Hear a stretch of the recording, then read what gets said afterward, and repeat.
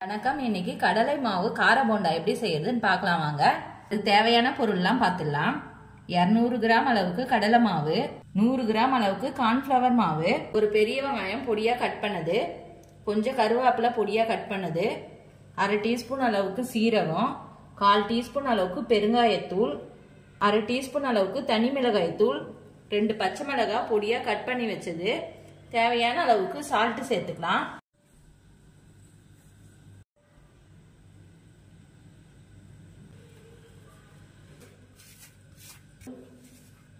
பச்சை மிளகாய், சால்ட் சேர்த்துக்கலாம்.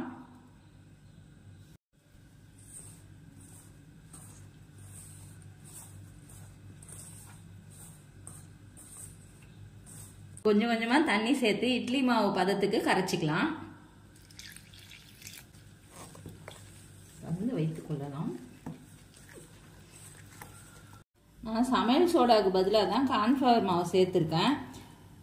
சமையல் சோடா சேர்க்காத இந்த போண்டா செஞ்சு பாருங்க, செம டேஸ்டா இருக்கும். இப்போ எண்ணெய் ஊற்றி சூடு பண்ணிட்டு இந்த சிம்மில் வச்சுக்கலாம். நல்லா கலந்தாச்சு. ஒரு பவுலில் தண்ணி தொட்டுட்டு குட்டி குட்டியாக போண்டா போட்டு எடுத்துக்கலாம்.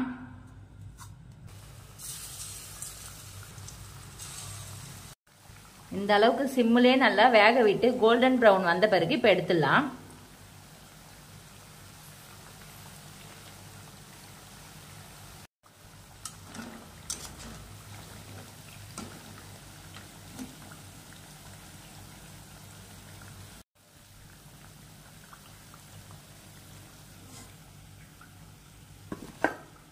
இந்த கடலை மாவு கார போண்டாவை நீங்களும் செஞ்சு பாருங்க.